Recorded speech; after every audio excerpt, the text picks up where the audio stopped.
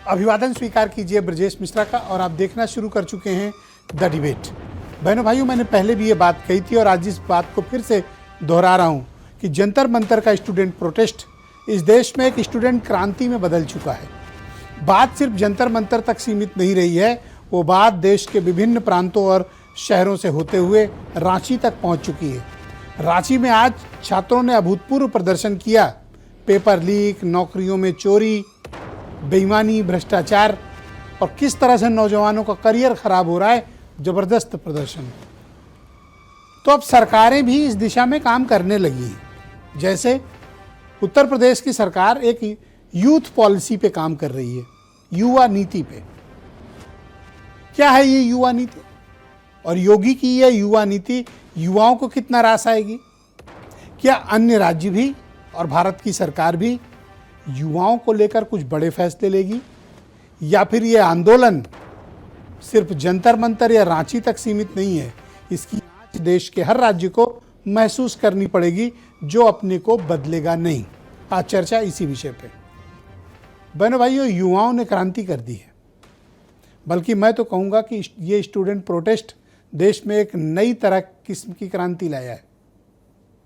लगातार paper leak, शिक्षा में असमानता, नौकरी के अवसरों में कमी, पारदर्शिता का अभाव, बेईमानी, भ्रष्टाचार और हर पेपर लीक।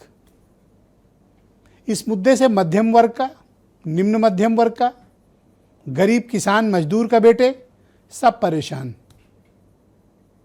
अमीरों को छोड़ दें तो बाकी सबके बच्चे परेशान। कारण सिर्फ एक है, पेपर लीक, शिक्षा का अभाव, नौकरियों में समानता का अवसर नहीं, नौकरियों में भ्रष्टाचार। इन मुद्दों ने नौजवानों को अंदर तक गुस्से में उबाल दिया है। शायद यही कारण है कि जिन्हें माना गया था कि वो कभी देश में अपनी बात को गंभीरता से नहीं रख सकते हैं या जिन्हें सीरियस नहीं लिया जाता था, उन्होंने देश में क्रांति का एक नया बिगुल फूंका है। जंतर मंतर से निकली ये चिंगारी किसी एक प्रांत राज्य तक सीमित नहीं रह गई है। अब ये छात्रों की चेतना से जुड़ गया मुद्दा है और ये मुद्दा हर सरकार का पीछा करेगा। जिन्हें लगता है कि वो चैन से बैठे हैं और उनके यहाँ कुछ नहीं, सबको पीछा करेगा ये, क्योंकि ये क्रांति हो चुकी है। लोगों के मन से भय निकल चुका है। छात्रों में अब इस बात की समझ आ गई है कि अब बस, अब बहुत हो गया, इसे आगे बर्दाश्त नहीं किया जाएगा, क्योंकि उनका तो सब कुछ चला गया। यदि समय पर उनके अटेम्प्ट पूरे नहीं हुए, एज निकल गई, बेकार। तो ये छात्रों की जो कुंठा है, ये अब क्रांति में बदल चुकी है। इसलिए मैं कहता हूं कि इसे किसी भी सरकार को हल्के में नहीं लेना चाहिए। तो उत्तर प्रदेश की सरकार पिछले 2-3 दिनों से एक बात कह रही है। चीफ मिनिस्टर ने भी इस बात को मंच से कहा कि हम एक युवा नीति पर काम कर रहे हैं, जहां हम युवाओं के समग्र विकास, शिक्षा, रोजगार के मुद्दे को एड्रेस करेंगे। यानी एक यूथ पॉलिसी पर योगी सरकार काम कर रही है। क्या है ये यूथ पॉलिसी? अब सरकार को अचानक कैसे याद आया कि युवाओं को लेकर भी एक नीति बनानी है? और इससे क्या फायदा होगा उत्तर प्रदेश में? क्या उत्तर प्रदेश के उन सभी मुद्दों को ये युवा नीति एड्रेस कर पाएगी जिन मुद्दों को लेकर उत्तर प्रदेश में हजारों लाखों युवा धरने पर रहते हैं, आंदोलन पर रहते हैं? क्या उन मुद्दों को समग्रता के साथ सुलझाया जा सकता है?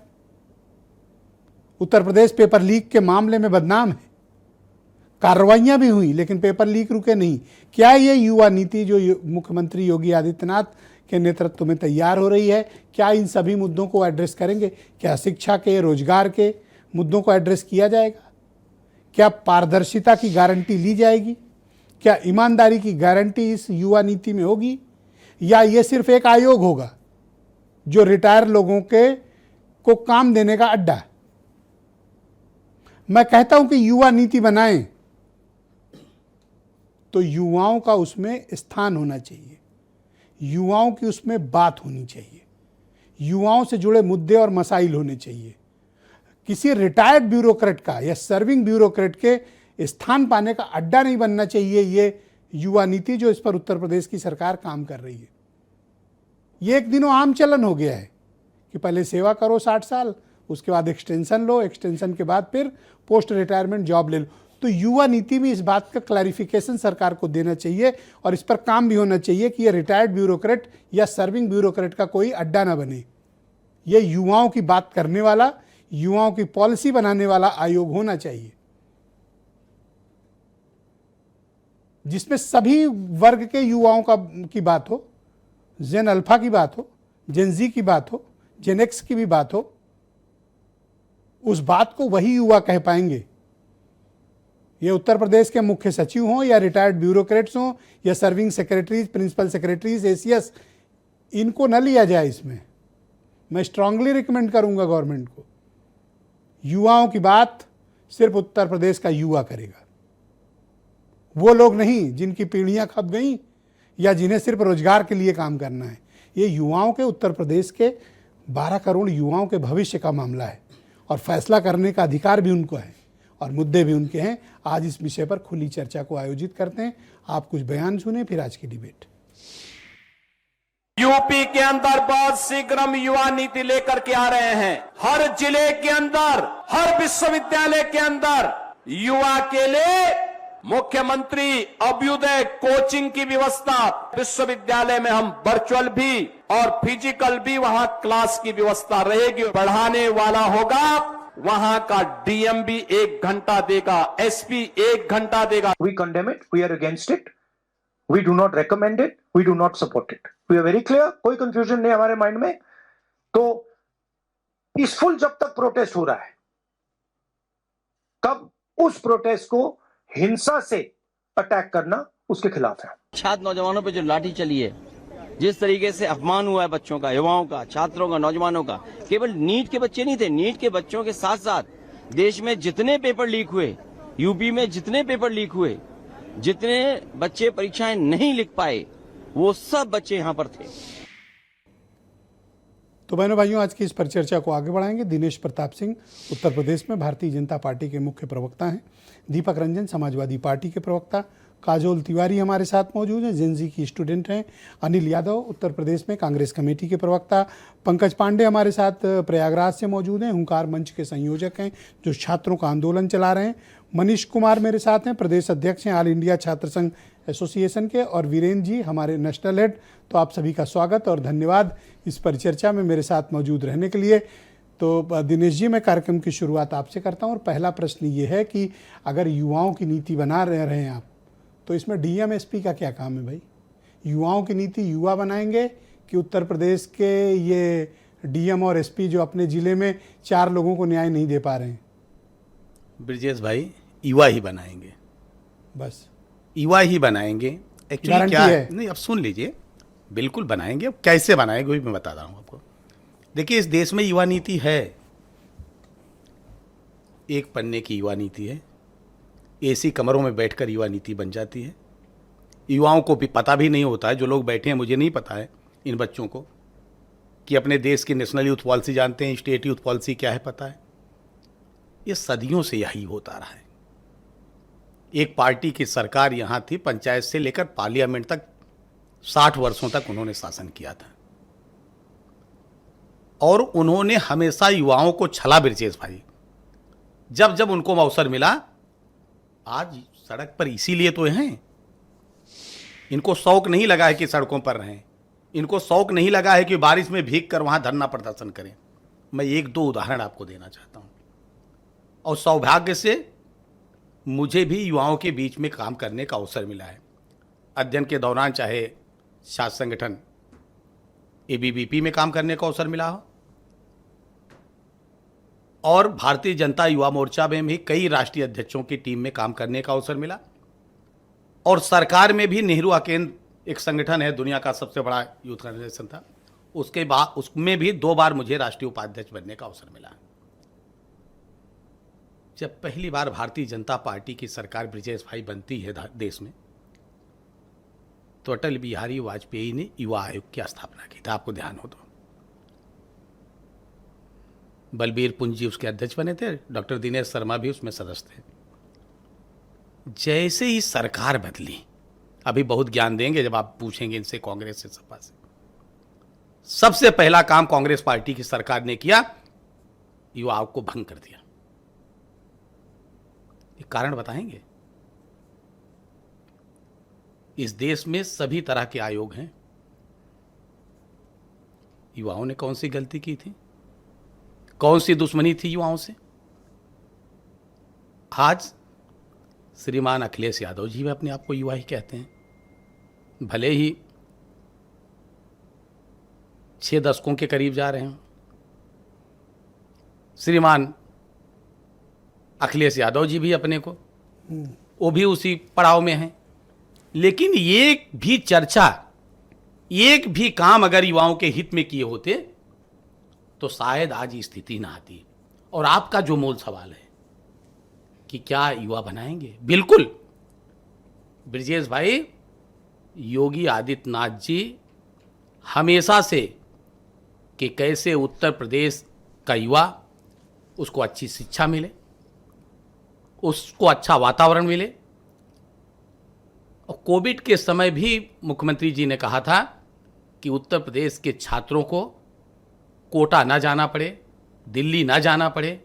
क्या हमको उत्तर प्रदेश में हम ऐसी व्यवस्था दे सकते, उस पर काम करें। ये कमेटी फॉर्म होगी। कब बनाएंगे ये आयोग? जल्दी कमेटी बनेगी और कमेटी व्यापक चर्चा करेगी। अभी कमेटी बनाएंगे वो क्योंकि जब टाइम कितना है भाई? तो चुनाव ना आएगा, देखिए आप कमेटी सिर्फ चर्चा करोगे? बिल्कुल समय नहीं आप ये सिर्फ या तो बैठ के कहिए कि हम बना दें, तो हम या तो गलत डिबेट कर रहे हैं, हमने तो लगा आप आयोग बनाओगे, नहीं आप कमेटी बना रहे हो। मेरी बात वही बनेगा अंत में। लेकिन ये चर्चा को यूथ पॉलिसी में होना क्या चाहिए, इंटीग्रेटेड यूथ पॉलिसी में कौन बताएगा? ये ब्रजेश जी बताएंगे कि दिनेश जी बताएंगे? ऑनलाइन आप प्रमोट करिए ना, नहीं, दोनों हफ्ते का टाइम दीजिए। दोनों ऑनलाइन और ऑफलाइन दोनों ब्रजेश भाई, मुझे जो लगता है कि दोनों होना चाहिए। ऑनलाइन भी होना चाहिए, ऑफलाइन भी होना चाहिए। पूरे उत्तर प्रदेश के जो भी हमारे जिनजी हैं, जे अल्फा हैं, जिन यक्स हैं, जो भी नौजवान हैं, जो 16 से 35 वर्ष में जो आते हैं, वो सारे अपने अपने सुझाव दें कि वो क्या चाहते हैं कि उत्तर प्रदेश की जो बनने वाली यूथ पॉलिसी है वो कैसी होनी चाहिए। अभी कमेटी फिर उस कंपाइल नहीं, कमेटी नहीं खेलनी है ब्रजेश भाई। ये वो सरकार नहीं है लटकाने भटकाने खेलने वाली बात तो मैंने कही बिल्कुल नहीं है। ये तो आप स्वयं से मैं ये कह रहा हूं कि हम नहीं, मैं खुद इस पक्ष में हूं ब्रजेश भाई, मैंने चलाई है, बता तो रहा हूं यूथ ऑर्गेनाइजेशन। आप तो नेहरू युवा केंद्र के उपाध्यक्ष रहे हो इसलिए ना? मैं कह रहा हूं अभी उस पर भी आऊंगा तो जवाब नहीं होगा कांग्रेस पार्टी का, इन्हीं के द्वारा बनाया हो। आप मुझे अपनी नीति बनाओ कि योगी जी क्या लाना चाहते हैं, बस थोड़ा ये बताओ। बस यही योगी जी लाना चाहते हैं कैसे, और हम जो लाना चाहते हैं वो अपने मन से नहीं लाना चाहते हैं, हम वो लाना चाहते हैं जो उत्तर प्रदेश का यूथ चाहता है। हम बैठ के नहीं, जो आप कह रहे हैं कि रिटायर्ड अधिकारी बैठ जाएं, ये बैठ जाएं, ये तय कर ले, नहीं होने जा रहा है। ये उत्तर प्रदेश के नौजवान तय करेंगे, उत्तर प्रदेश के छात्र तय करेंगे, उत्तर प्रदेश के जिनके लिए पॉलिसी बन रही है 16 से 35 वर्ष के, वो सारे युवा तय करेंगे कि उनकी यूथ पॉलिसी क्या हो। नहीं, मैं ये कह रहा हूं कि युवाओं के नाम पर कहीं रिटायर्ड अफसरों को नौकरी देने का ये अड्डा ना बन जाए। नहीं, सवाल ही नहीं ब्रजेश ये भाई, मेरा कंसर्न नहीं है। सवाल ही नहीं है ब्रजेश और भाई। मेरे इस कंसर्न से मुझे लगता है सभी लोग सहमत होंगे, आप भी खुद सहमत होंगे। नहीं, मैं तो खुद कह रहा हूं ना, आपने कहा कि विलंब, हम कह रहे हैं कि अगर 2 दिन में बनना है ब्रजेश भाई तो 4 दिन लग जाए।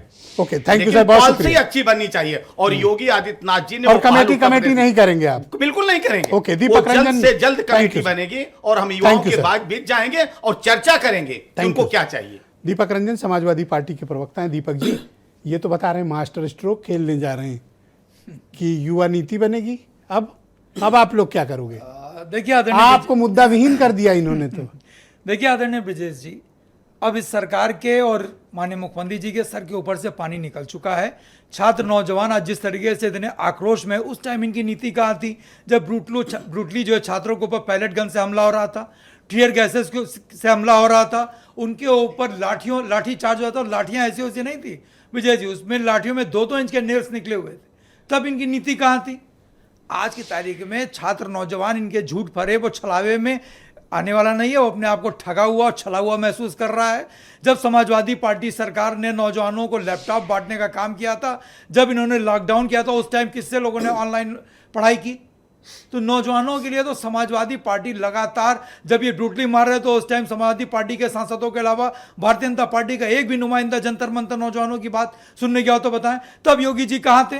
तब योगी जी क्यों नहीं कहते? अच्छा, अभी बना रहे हैं, तो आप अपोजिशन हो ना, जब तक ये कंस्ट्रक्टिव सजेशंस जब दीजिए तक इनको ये कि बनाएंगे- भाई आयोग ये बना रहे हो, नीति ये बना रहे हो, कमेटी अभी तो कह रहे हैं कमेटी बनेगी। देखिए, जब तक ये बनाएंगे तब तक ये जा चुके होंगे। और अभी हमारे भारतीय जनता पार्टी के प्रवक्ता छठे दशक की बात कर रहे थे। 8वें दशक में जो चल रहे हैं, माय डियर फ्रेंड्स, इस पर उनको आना पड़ेगा, खुद से रील बना करके डाल रहे हैं। इतना ज्यादा मजबूर कर दिया नौजवानों ने उनको। माय डियर फ्रेंड्स 8वें दशक में चल रहे हैं और छठे दशक से इनको दिक्कत हो रही है, इनको परेशानी हो रही है। वो नौजवान है और 8वें दशक वाले जो है ये बूढ़े हो गए हैं, और वो जो माय डियर फ्रेंड्स रील बना रहे हैं। और भाई एक आप दिल्ली आप में बैठे कंसर्न थे। हो कि ये लोग किसी यूथ पॉलिसी पे काम कर रहे हैं? चलो सोचा तो सही किसी गवर्नमेंट ने, मैं तो ये कहता हूं। ये बहुत देर कर दी इन्होंने, 9.5 साल से ज्यादा हो गया। इन्होंने नौजवानों के लिए क्या किया 9.5 साल में? आज उत्तर प्रदेश हमारा पर्चा लीग प्रदेश बना हुआ है नौजवानों के भविष्य के साथ। और तो छोड़ दीजिए, जेन एक्स, जेन अल्फा और न मालूम कौन कौन सा जेन आ गया। हाई स्कूल और इंटर की पेपर तक तो लीक हो गया। हाई स्कूल और इंटर तक के पेपर जो है वो लीक हो जा रहे हैं। और ऐसी सरकार से आप क्या उम्मीद कर सकते हैं? जितने लोग भी इसमें दोषी थे, आज एसबी एसपी सुभाष कमेटी आएगी तो क्या समाजवादी अच्छा, ये पार्टी बताइए, का यूथ आदरणीय- या आप लोग उसमें कोई कंट्रीब्यूशन करोगे कि इनको सुझाव दो? छात्र- अपोजिशन का काम क्या है? सुझाव कर देना। छात्र, नौजवान और जनजी के हित में जो भी होगा, समाजवादी पार्टी हर दृष्टिकोण से उनके साथ है, छात्रों नौजवानों के साथ है, लेकिन इनके झूठ छल और बहकावे में इनके साथ नहीं है। अच्छा ये बताइए, सुभाषपा के माननीय विधायक जी, जिनका नाम लगातार जो है बिंद साहब का आता है पर्चा लीक मामले में, कब उनके घर के आगे बुलडोजर खड़ा होगा? क्या उनके घर के आगे जब बुलडोजर चलाने की बारी आती है तो बुलडोजर की चाबी खो जाती है? कितने पर्चा लीक गैंग के ऊपर जो है बुलडोज करने का काम किया गया। छोटे छोटे मामलों में आप उनके घर के आगे बुलडोजर खड़ा कर देते हो और आपने नीति बनाते हो 1 करोड़ रुपए जुर्माना, इतने साल की सजा। कितने लोगों के ऊपर जुर्माना इन्होंने वसूल लिया बता दें? छात्रों के, नौजवानों के भविष्य। तो आप ये चाहते हैं कि समग्रता के साथ जो है इस पर ये बात कुछ नहीं कर पाएंगे जब तक ये कमेटी बनाएंगे, कोरी कल्पना करेंगे, ऐसी जो बातें तक करेंगे। चुनाव आ जाएंगे। मंच सजा, चुनाव नहीं जा चुके होंगे। Thank you sir. Okay, Anil इनका यादव जी। 10 सेकंड इनका में भाई, अस्तित्व अच्छा, 1 सेकंड रुको, 10 सेकंड। अस्तित्व खत्म हो चुका होगा भारतीय जनता पार्टी का। Okay 10 second. बस 10 सेकंड। सारी बातें अभी हमारे मित्र दीपक रंजन ने की, लेकिन एक बात उन्होंने नहीं बताई कि माननीय अखिलेश यादव जी या 6 बड़ा की 8 सर 1 सेकंड। छठा दशक आपको बड़ा कि टाइम 8वां दे दूंगा। दशक बड़ा, बस आप आगे 10 सेकंड बता बोल लो दीजिए। पहले, मुझे डिबेट आगे बढ़ानी है। अभी अनिल जी भी। जब समाजवादी पार्टी का शासन था तो ये एक नीति बताते, और ब्रजेश भाई जब युवा आयोग समाप्त किया गया था समर्थन कर रहे थे। थैंक यू सर, बहुत शुक्रिया। समर्थन मैं कर रहे थे अनिल समाजवादी यादव को पार्टी। आमंत्रित करता हूं कांग्रेस कमेटी ये के सर हंस दोनों लोग रहे हैं। कृपया, पहला राउंड है, कृपया शांति बरतें। और मैं अनिल जी को आमंत्रित करता हूं। जब से अनिल यादव ने सुना है कि योगी सरकार युवा नीति पे काम कर रही है, तब से वो जवाब नहीं दे पा रहे हैं कि आखिर किया क्या जाए। देखिए कितनी बढ़िया युवा नीति आ रही है, आपको तो सुझाव देना चाहिए। मैं बिल्कुल ब्रजेश जी, कोई भी अच्छी नीति आए तो उसका स्वागत ही होना चाहिए, लेकिन बशर्ते ये भी देखना चाहिए कि उसके पीछे नियत क्या है। और मैं समझता हूं कि इस नीति का जो सबसे पहला लाभार्थी किसी को बनाया जाना चाहिए, तो खुद प्रदेश की जो सरकार है उसमें जो बेसिक शिक्षा मंत्री है, पहला लाभार्थी तो उन्हीं को बनाया जाना चाहिए। क्योंकि हमने देखा विधानसभा में एक पन्ना था 4 लाइन का, हिंदी में 4 लाइनें पढ़नी थी, उसमें भी सहमति को श्रीमती पढ़ रहे हैं, समायोजित को सामूहिक पढ़ रहे हैं, और रिश्वत ना देने को रिश्वत देने वाला पढ़ रहे हैं। तो जब इस प्रदेश का बेसिक शिक्षा मंत्री की ये स्थिति है, तो आप समझ लीजिए कि छात्रों के लिए क्या कर रही है सरकार। अभी मैं भाजपा के प्रवक्ता को सुन रहा था और वो बड़ी अच्छी अच्छी बातें कर रहे थे। मुझे लगता है कि शायद वो अपने दफ्तर से निकल के बाहर नहीं देखते हैं, क्योंकि मैं तो समझता हूं कि जो बातें हैं वो आंकड़ों पे हो ब्रजेश जी। और आप, मुझे लगता है कि आपको भी स्थिति पता है, और जो दूर दराज गांव में बैठा हुआ व्यक्ति आपकी डिबेट देख रहा है ना, उसे भी स्थिति पता है। आज सरकारी स्कूलों में ये स्थिति है कि 7,000 स्कूलों में तो बिजली नहीं है, 2300 जो स्कूल ऐसे हैं जहां पे लड़कियों के लिए टॉयलेट तक नहीं है, 576 स्कूल ऐसे हैं जहां पर पानी पीने के लिए पानी नहीं है, और 7800 स्कूल ऐसे हैं जिसमें एक ही टीचर है, मतलब वही मिड डे मील खिलाएगा, वही घंटी बजाएगा, वही पढ़ाएगा भी।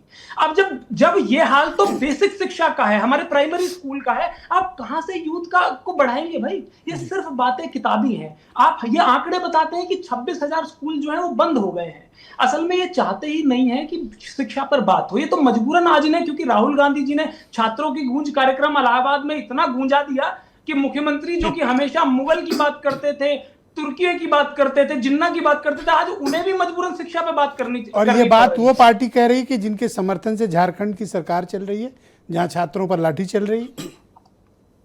देखिए ब्रजेश जी, आपने बड़ा अच्छा सवाल पूछा है, और वो सरकार इसलिए कह रही है, वो पार्टी इसलिए कह रही है क्योंकि उस पार्टी ने आज तक, आप भारतीय जनता पार्टी की सरकार चल रही है, मैं किसी से कंपेयर नहीं कर रहा, लेकिन एक हफ्ते के अंदर जो कार्रवाई हमारी सरकार ने की, किसी ने की हो तो बताइए।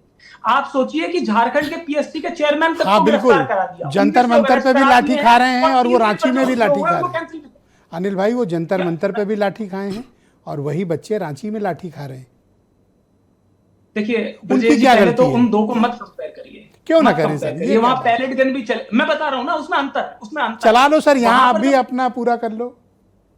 नहीं, मैं तो तथ्यों पे बात करता हूं, और आपकी जनता समझ भी जाएगी। भाई, जंतर मंतर में जो था, उनको वो छात्र मान कहां रहे थे? सरकार तो कह रही थी ये दहशतगर्दी है, ये गटर जनरेशन है, उनको वायरस बता रही थी। हम लोग तो आज भी कह रहे हैं कि झारखंड में जो बच्चे जिनके साथ गलत हुआ है वो हमारे बच्चे हैं और हमारी जिम्मेदारी है, हम अपनी जिम्मेदारी से ओके, भाग नहीं रहे हैं, आपके आप पास हमसे भी योगी निभा रहे हैं। सरकार की जो युवा नीति बन रही है, इस पर कोई सुझाव है आपके पास? मैं समझता हूं कि इसको अगर सही नियत से बनाया जाता तो निश्चित रूप से हम सुझाव भी देते। अब ये आपको 9.5 साल बाद क्यों ध्यान आ रहा है, मैं ये समझना चाहता हूं। क्या अब से पहले योगी जी अच्छा, मुख्यमंत्री जब नहीं थे ध्यान या आए, इस प्रदेश में बच्चे जब ध्यान आए तब सजेशन दे दो। जैसे अब मैंने उसका सजेशन औचित्य दिया क्या है? वो तो जैसा कि मेरे साथी ने रिटायर्ड कहा कि ब्यूरोक्रेट तो का अड्डा ना जाने बने। मैंने 3-4 सजेशन दिए कि रिटायर्ड ब्यूरोक्रेट या सर्विंग ब्यूरोक्रेट को जॉब देने का अड्डा ना बने।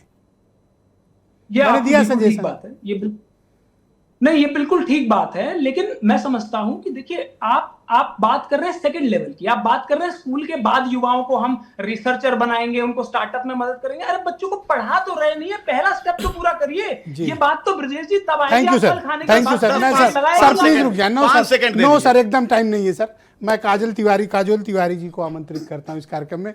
काजल जी, आपका बहुत स्वागत, धन्यवाद, आपने फिर से हमारे साथ ये डिबेट ज्वाइन की। हम लोग लगातार डिबेट कर रहे हैं, जंतर मंतर से बात रांची तक पहुंच गई। देश में बड़ी व्यापक विचार विमर्श चल रहा है छात्रों को लेकर, युवाओं को लेकर। तो उत्तर प्रदेश की योगी आदित्यनाथ की सरकार ये क्लेम कर रही है कि वो एक यूथ पॉलिसी पे काम कर रहे हैं। अगर कोई ऐसी पॉलिसी सरकार बनाए या कमेटी बनाए, आप क्या सुझाव देना चाहेंगे? Thank you very much.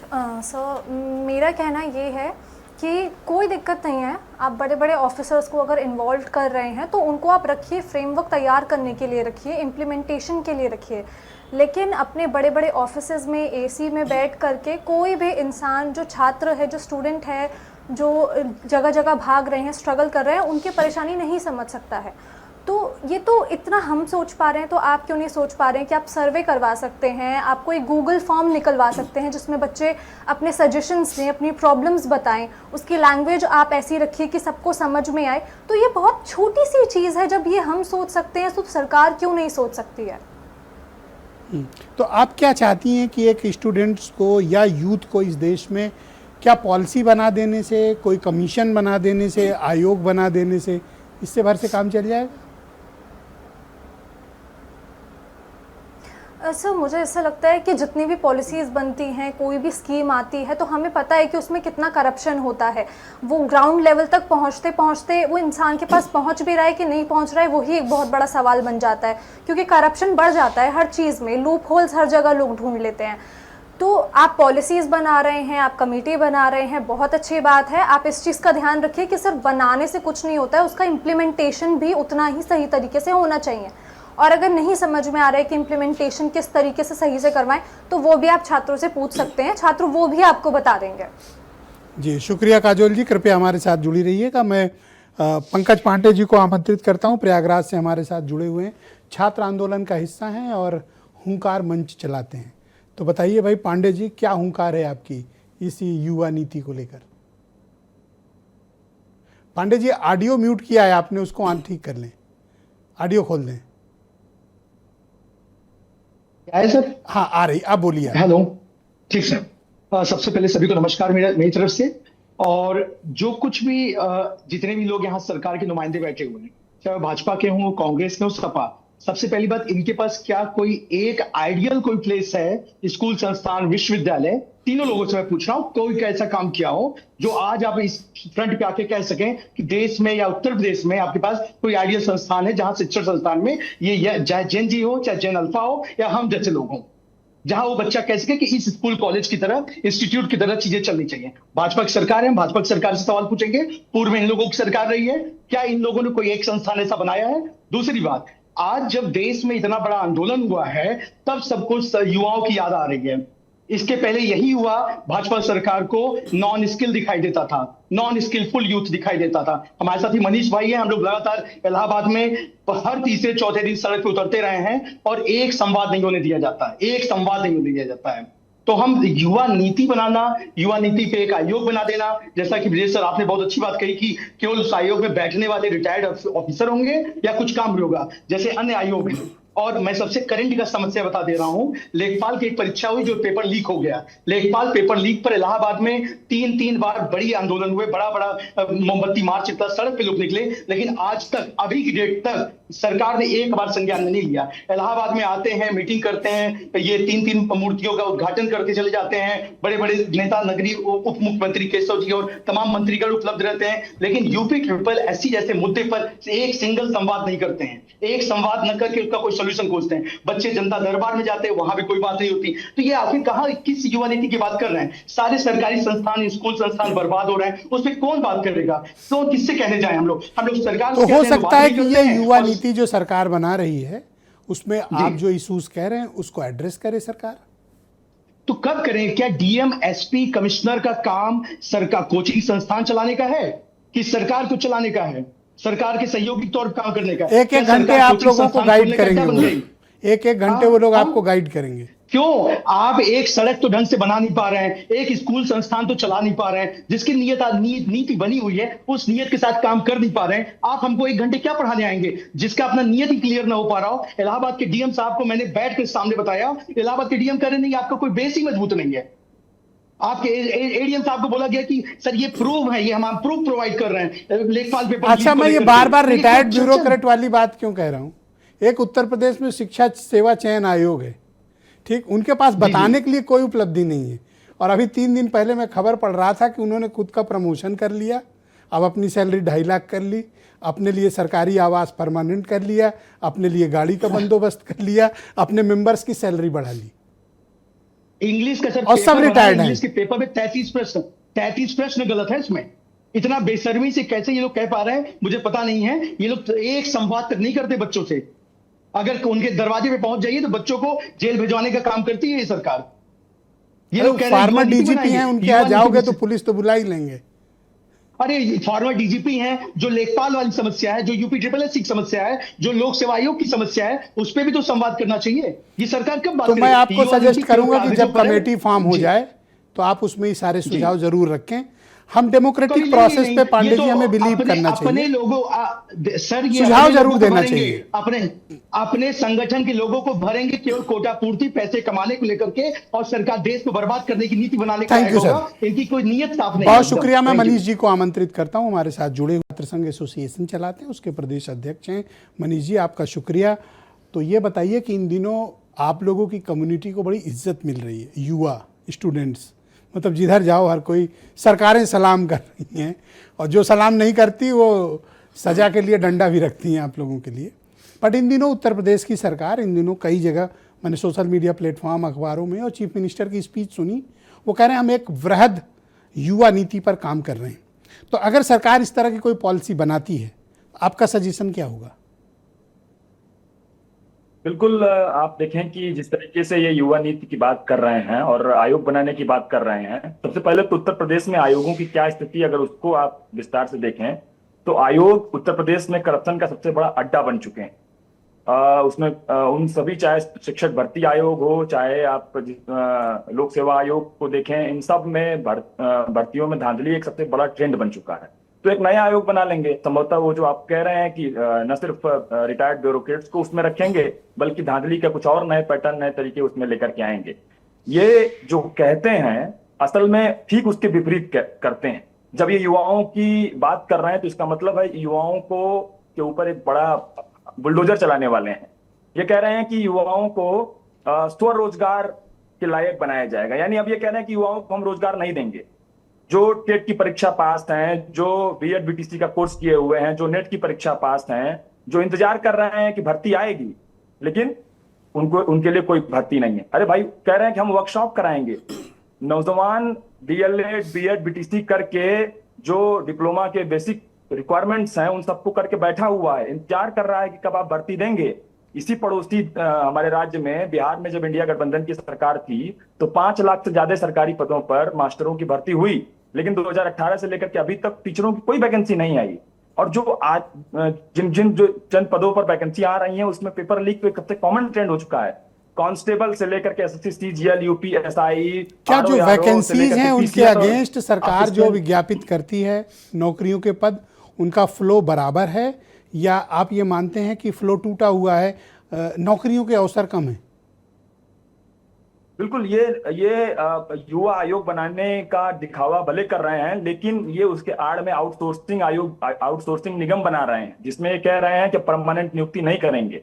ये टीचरों को जो अस्थायी टीचर हैं जिनको एक सम्मानजनक न तो तनख्वाह मिलती है न तो किसी प्रकार की सुरक्षा न गारंटी है, उन सबको गिन करके कह रहे हैं कि सब सारी सीटें भरी हुई हैं और अब टीचरों की कोई जरूरत नहीं है। और आप देखिए कि एक नया पैटर्न भी सेट करने जा रहे हैं कि अब ब्यूरोक्रेट लॉ एंड ऑर्डर का काम, कानून व्यवस्था का काम, अगर आपको डीएम और एसपी पढ़ाएगा तब तो आप सफल हो ही जाओगे। बड़े काबिल होते हैं, हमको बताया गया वो लोग। देखिए, मैं पॉलिटिकल साइंस का स्टूडेंट हूं और जब हम पब्लिक एडमिनिस्ट्रेशन पढ़ते हैं तो हमको एक बात पढ़ाई जाती है कि आईएएस आईपीएस और ये जितने ब्यूरोक्रेट हैं ओवरबर्डन एम्प्लॉई हैं। यानी इनका एक आम जो एम्प्लॉई गवर्नमेंट एम्प्लॉई होता है वो 8-9 घंटे काम करता है, ये जो बेचारे ब्यूरोक्रेट हैं ये 11 से 12 घंटे काम करके परेशान रहते हैं। और अब आप इनको कह रहे हैं कि अब उस परेशानी में नौजवानों को पढ़ाएंगे। तो यानी ये 2 बातें कह रहे हैं। पहले तो कह रहे हैं कि हम जो नौजवान पढ़ाने का, टीचर बनने का, असिस्टेंट प्रोफेसर बनने का ख्वाब देख रहा है उनकी नौकरियां जाएंगी। दूसरी, इस देश की ब्यूरोक्रेसी को भी ये सीधा कहना चाहते हैं कि अब आपको 12 घंटे नहीं 13-13, 14-14 घंटे नरेंद्र मोदी जो कहते हैं। ये तो अच्छी बात है कि अगर वो मेहनत करना चाहते हैं, आपको पढ़ाना चाहते हैं तो इट्स मोस्ट वेलकम। मुझे लगता है कि बिल्कुल हर कोई इंटरेक्शन चाहता है, लेकिन पर आप एक चीज कहिएगा, कोई डीएम एसपी पढ़ाने आए तो उससे कहिएगा पहले अपडेटेड होके आओ। पता चला 10 साल पहले यूपीएससी क्लियर किए हो और 10 साल में कितना पाठ्यक्रम बदल गया है। और दूसरा, आप पढ़ाई से तुम्हारा कोई वास्ता नहीं रह गया। अब या तो फाइल देखते हो या तो लिफाफा देखते हो। बिल्कुल बिल्कुल। इलाहाबाद में एक वास्ता हुआ एक पुलिस अफसर से, उन्होंने कहा कि जिस तरह की उन्होंने सांप्रदायिक भाषा शैली का प्रयोग किया, मतलब आप समझिए कि मेरा पर्सनल एक्सपीरियंसेस है कि ये लोग जो अपने काम में इतने बिजी हैं, जो स्टूडेंट्स को इनके अपने बायसनेस हो सकते हैं, इनकी अपनी तमाम तरह की स्टीरियोटाइप हो सकते हैं, अगर बिना पर मैं आपको फिर भी सुझाव दूंगा कि अगर सरकार कोई पॉलिसी बना रही है तो डेमोक्रेटिक प्रोसेस में हमारा और आपका सबका कर्तव्य है हम अपने सुझावों को जरूर सम्मिलित करें, ताकि हमेशा के लिए ये बात हो कि हमने कहा था। सरकार मानती ही नहीं मानती है सरकार, पर जब भी ऐसी कोई सुझाव आए आप लोग जरूर उसमें अपनी पक्ष रखिएगा जरूर। हमारा सुझाव है जी, हमारा सुझाव मैं दूसरे राउंड में आपके सुझाव ले लूंगा, कृपया वेट कर लें। मैं वीरेंद्र जी हमारे साथ जुड़ चुके हैं, हमारे नेशनल हेड हैं। वीरेंद्र जी, स्वागत आपका। तो ये बताइए कि इन दिनों जंतर मंतर की क्रांति में देख रहा हूँ कि तकरीबन हर एक राज्य और शहर तक पहुँच रही है। रांची का बवाल तो आज सबको ही देख रहा है। अब हम सुन रहे हैं कि योगी जी कोई युवा नीति बना रहे हैं, क्या है भैया? देखिए, सरकार ने एक सुझाव तैयार करने के लिए कहा है कि युवाओं का जिसमें समग्र विकास हो सके, एक ऐसी नीति बनाई जाए। स्वतंत्र राज्य युवा आयोग का गठन करने की तैयारी उत्तर प्रदेश में चल रही है। स्वतंत्र राज्य युवा आयोग? हाँ, स्वतंत्र राज्य युवा आयोग। और वो आयोग युवाओं के माध्यम से अनिल यादव सुझाव ले इंटरनेट से और सरकार को उसमें सुझाव दे और उसके सुझाव पर अमल हो। अधिकार दिए जाएंगे आयोग को, तभी वो काम अच्छा कर पाएगा। तो अभी ये बहुत प्रारंभिक स्थिति में है, अभी इस पर ड्राफ्ट तैयार होना है। लेकिन आज इस देश में जब जेन जी का आंदोलन चल रहा है, परीक्षा लीक को लेकर पूरे देश में अलग अलग जगहों पर छात्र आ रहे हैं, तो एक याद आती है ब्रजेश जी, बहुत जमाने पहले जब बीपी सिंह इस देश के प्रधानमंत्री हुआ करते थे तो एक मंडल कमीशन उन्होंने लाया था और उस मंडल कमीशन के खिलाफ आरक्षण की जो आग जली थी उसके खिलाफ एक बहुत बड़ा आंदोलन तब उस समय हुआ था। उसमें बहुत बड़ी संख्या में छात्र शामिल थे। जी। वो 1990 के आसपास की घटना थी। आज करीब 36 साल बाद उससे भी बड़ा आंदोलन, जिसमें सारे वर्गों के छात्र शामिल हैं। इस तरह का एक आंदोलन पूरे देश में दो जगहों पर दिखाई पड़ा, पहले जंतर मंतर पर और अब जाकर झारखंड में। तो ये बताता है कि जब नौजवानों की अनदेखी, उनकी समस्याओं पर ध्यान नहीं दिया जाएगा तो देश में कोई न कोई आग जलेगी, और वो आग राजनीतिक व्यवस्था के लिए बहुत बड़ा खतरा बनेगी। और इसको अगर समय रहने पर लोगों ने समझ लिया तो इस आंधी को थामा जा सकता है, अन्यथा ये अपनी तेजी में सबको उड़ा ले जाएगी।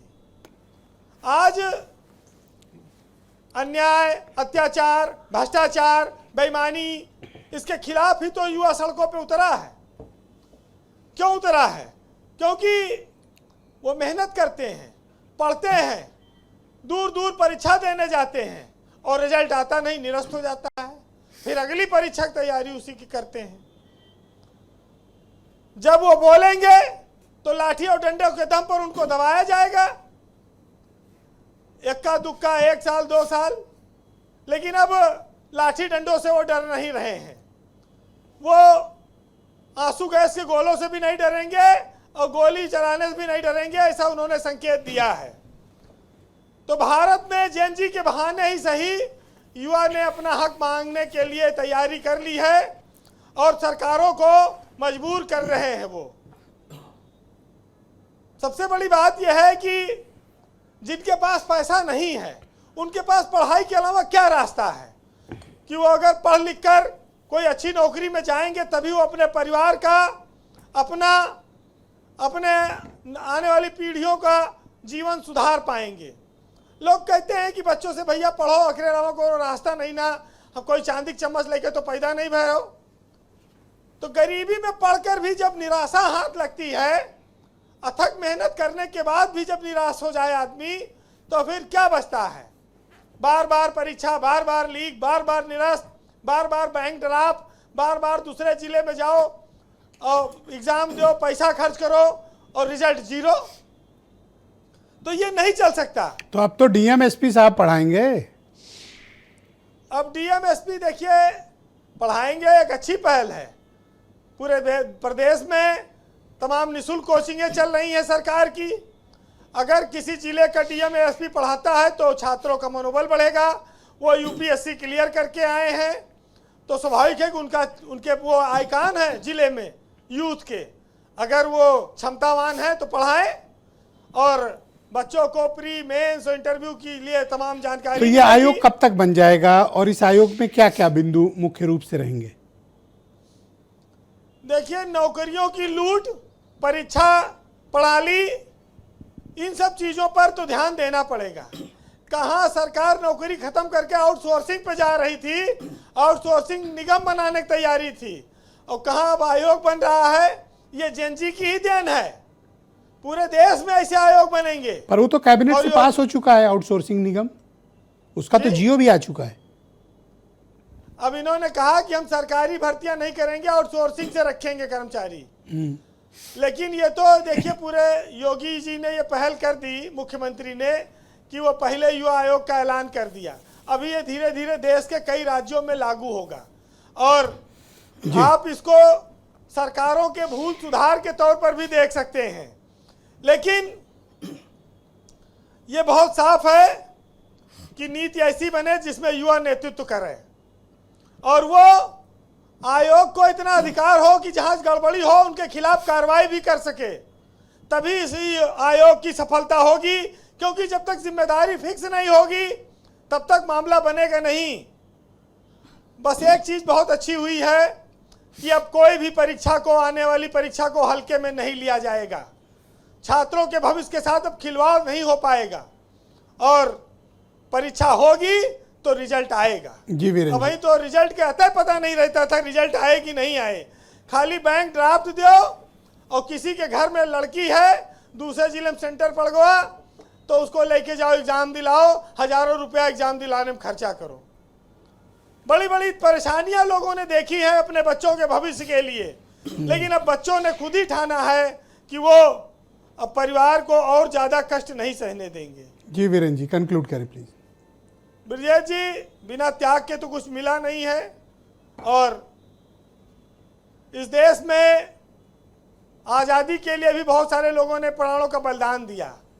भविष्य बनाने के लिए भी छात्र हर बलिदान देने को तैयार हैं। झारखंड में आग लगी हुई है, इस्तीफा हो गया, परीक्षा रद्द हो गई, फिर भी आग लगी हुई है।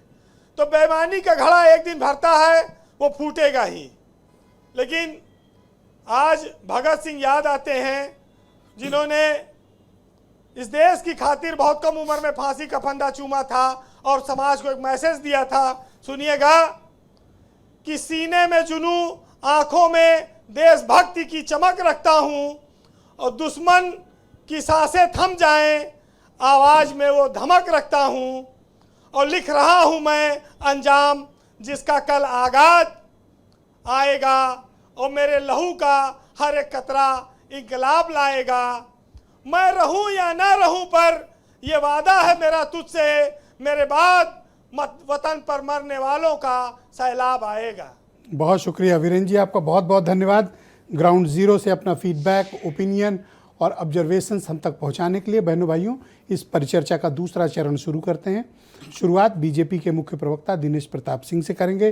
दिनेश जी, युवाओं को आप पॉलिसी बना रहे हैं, अच्छी बात है, आयोग बना रहे हैं, अच्छी बात है, पर युवाओं को क्या चाहिए?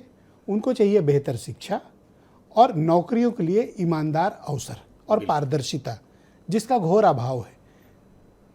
आपको इस पर काम करने की आवश्यकता है। ये कमेटी, पॉलिसी, आयोग, ये सब तो बात की बात है। ब्रजेश भाई, पहले नीति जरूरी है, नीयत जरूरी है, फिर इम्प्लीमेंटेशन भी जरूरी है। मैंने एक सवाल कांग्रेस के और सपा से मित्र से पूछा था मैंने, जवाब नहीं दिए, फिर से पूछ ले रहा हूँ कि वह आयोग क्यों भंग किया था, खत्म किया था, नंबर 1। अब दूसरा एक सवाल मैं इस टर्न पे फिर से पूछ रहा हूँ। हमारे कांग्रेस के मित्र आपके चैनल पर बैठ के झूठ बोल रहे थे और हम सुन रहे थे, आपसे 10 सेकंड मांग रहे थे। कहाँ से आंकड़े लाते हैं? इतने विद्यालय में शौचालय नहीं, इतने विद्यालय बंद हो गए, एक विद्यालय नहीं बंद हुआ। एक विद्यालय में इनको बंद होने और मर्ज होने में जो है अंतर नहीं महसूस होता है, तो भगवान आपका भला करे। दूसरी चीज, आपके समय में कितने विद्यालय में शौचालय था, मुझे बता दीजिए। और दूसरी चीज, मैं जो प्रश्न पूछता हूं वो आप बता के जाइए कि कितने घरों में शौचालय था। ब्रजेश भाई, यूथ, हम पॉलिसी पे बात कर रहे हैं, उसी पे रहे विषय पे। एक सवाल मैं इस टर्न में फिर पूछता हूं। आप सवाल ही पूछ रहे हो। नहीं, बहुत जो लोगों के सवाल का जवाब देने के लिए बुलाए, हमारे और आप सवाल कर रहे हो। इसलिए कि उसी सवाल में जवाब है। आप जवाब दो, बताओ क्या कर रहे हो? जवाब, ये तीनों जो मित्र हमारे नीचे बैठे हैं ना, ऊपर बैठे हैं। नहीं बच्चे जो अच्छा, नीचे बच्चे बैठे हैं, इनके लिए जरूरी है। रोजगार दे नहीं पाए सपा और कांग्रेस जब केंद्र में थे, तो उस समय यूथ किस एज ग्रुप में आते थे पता है आप लोगों को? 15 से 29। रोजगार तो दिए नहीं, तो कितने यूथ बेरोजगार हैं, उनका आंकड़ा बढ़ गया। तो जानते हैं यूथ कहां चला गया? 15 से 35। इस सवाल का जवाब जरूर इनसे मांग लीजिए ब्रजेश भाई। मैं तीसरे मुद्दे पे आता हूं। इसी प्रदेश में ना, सपा के शासन में नौजवानों को 3 काम दिया जाता था: रंगदारी, रंगबाजी और कोर्ट कचहरी के चक्कर। हाथों में कट्टे पकड़ा के कहे जाते थे कि जाइए अपना जाब तलाश लीजिए, वो वसूली करते थे। अब बैठ के हंस रहे हैं, मुझे तो बड़ा अफसोस होता है ब्रजेश भाई, ये बैठकर हंस रहे हैं। एक सेकंड रुके, बैठ के हंस रहे हैं, आप ही के पास बैठ के हंस रहे हैं। जवाब नहीं था। जब युवा आयोग भंग किया जा रहा था, तो आपका एक सदस्य खड़ा होकर अगर विरोध करता, तो मैं आज के लिए तो मुझे कुछ बताओ कि आप क्या कर रहे हो? आप सिर्फ सवाल पूछ रहे हो या अपोजिशन की कमी गिना रहे हो? आपने क्या किया ये बताओ ना, अपने अचीवमेंट्स बताओ। आज योगी जी के शासनकाल में हमारे बच्चों ने स्टार्टअप शुरू किया है। आज कट्टा हाथों में नहीं है। आज इन बच्चों का आदर्श कट्टे वाले नहीं है। आज इन बच्चों के आदर्श स्टार्टअप वाले हैं। उनके हाथ में कंप्यूटर है, उनके हाथ में लैपटॉप है। ये करने जा रही योगी जी की सरकार। आज गांव-गांव में खेल के मैदान बन रहे हैं कि बच्चे नशे से दूर रहे। प्रधानमंत्री जी आह्वान कर रहे हैं, ये नशे में धकेल रहे थे। ये बेसिक अंतर है। और निश्चित तौर पर ब्रजेश जी, मैं कहना चाहता हूं कि पॉलिसी बननी चाहिए, ईमानदारी से बननी चाहिए। जब पॉलिसी बनेगी तभी इंप्लीमेंट होगा। सारे आयोग क्यों नहीं बनना All right, चाहिए? बहुत शुक्रिया, और हमारे thank you, दोनों sir. जो नीचे मित्र बैठे हैं अभी वो इलाहाबाद से प्रयागराज तक नहीं अपडेट हो पाए हैं, अब बातें बड़े बड़े कर रहे हैं। बहुत शुक्रिया आपका दीपक रंजन जी। ये तो अपने अचीवमेंट बताने की जगह दिनेश जी सब सवाल पूछे नहीं, जा रहे हैं। इन्होंने सवाल आप उन खड़े कर सवाल दिए का थे। जवाब दीजिए। चलिए आप ही जवाब दीजिए, आप अपोजिशन है, आप ही जवाब दे दो। 10 सर, एक सेकंड, सेकंड, बहुत- थोड़ा सा बहुत- रुक जाइए। बहुत- संयम भी बहुत जरूरी दीपक जी, चीज है। दीपक- समय दीपक की जी, बात बंदगी में देता है, संयम बहुत ना, आवश्यक समय की चीज देखिए है। बात देता बोलिए, है। आप बोलिए सर। और आपने सब लोग अपनी बारी जिन में बोलें। सरकारों की, समाजवादी सरकार की और पूर्व की सरकारों की बात की, हमने नौजवानों के हाथों में लैपटॉप दिया, आईपैड दिया, और आपने आज के नौजवानों के हाथों में सोफिस्टिकेटेड वेपन दे दिया। बहुत से ऐसे उदाहरण है, मैं देने पे आ जाऊंगा। तो आपकी सरकार में सोफिस्टिकेटेड वेपन कहां से आ गए, आप जवाब नहीं दे पाओगे। और रहा सवाल आयोग का, 9.5 साल से आपकी सरकार है, आपने पुनर्गठन क्यों नहीं कर दिया आयोग का? आपने क्यों नहीं पुनर्गठन कर दिया आयोग का? हम ही अब कर रहे हैं। सुन लीजिए, कुछ नहीं कर रहे 9.5 साल से आप जो है आपने रोका सर, अब मेरे से बात करो सर। नहीं तो ये बीच बीच में हाँ, इंटरप्ट आप- करेंगे। नहीं, सर, please, देखिए संयम बरतें सर। और हाँ। उसका देखिए सब्र संयम बहुत देखिए, जरूरी चीज आदरणीय है। ब्रिजेश, संयम रखिए। हाँ, आप हैं अनुशासन में, आप बोले आदरणीय आप मुझसे बात करें। आदरणीय ब्रिजेश जी, ये नीति बनाए, आयोग बनाए, कमेटी बनाए, जो बनेगी नहीं, ये सब बनती रहेगी। लेकिन आज का नौजवान जो वो चाह तो रहा कह है, रहे हैं आपने कट्टा पकड़ाया है। इन्होंने सब, हमने तो लैपटॉप दिया था, हमने तो आईपैड दिया था। सोफिस्टिकेटेड वेपन नौजवानों के पास कहां से आ गए? अच्छा, वो आप- टर्की वाला कहां से आ गए बताएं। अभी कोर्ट रूम, आप लखनऊ कोर्ट रूम का ले लीजिए, कोर्ट रूम का ले लीजिए, किस तरीके से वो आराम कर अपराधी था, उसको सजा देने का अधिकार मान्य आपके न्यायालय का। पास युवाओं के देने के लिए कुछ है हमने या तो आप भी सिर्फ सवाल करोगे? हमने बहुत कुछ दिया, और 2027 में जब आएंगे तो हम करके दिखाएंगे। और सुनिए, क्या आज का- घोषणा पत्र जो आज आप का- बनाओगे उसमें मैं- कोई हमने यूथ ओरिएंटेड बातें होंगी? हमने हमेशा देखे नौजवान, और आज की तारीख में आपको बता दें, आज का जो युवा चाह रहा है वो रोजगार चाह रहा है। नीति उति आप बनाते रहना। विश्वविद्यालय में फीस वृद्धि किस तरीके से हो रही है, जो विद्यालय बंद हो गए उन विद्यालयों को आप चालू नीति कराइए। बनेगी तभी तो कुछ काम और- होगा ना, पॉलिसी तो बना लेने अब दो। 9.5 साल में, 3 महीने में कौन सी नीति Thank you, बना sir, देंगे? बहुत शुक्रिया। नहीं, नहीं, आधा सेकंड और आधा तो बीत गया। नहीं, अच्छा, आधा- चलो आधा 10 सेकंड सेकंड देता हूं। और- 10 सेकंड में कंप्लीट और अभी देखिए, काफी इंपॉर्टेंट गेस्ट लोग भी और भी हैं। देखिए 9.5 साल में इन्होंने क्या दिया, क्या नहीं दिया, ये इसका जवाब बेहतर यही दे सकते हैं। लेकिन इनसे छात्रों, नौजवानों को कोई उम्मीद you. इनको कोई उम्मीद नहीं है। और युवा क्या चाह रहा है ये आप थैंक ही यू सर। बता अनिल सकते यादव हैं। जी मेरे साथ मौजूद हैं, कांग्रेस कमेटी के प्रवक्ता अनिल जी।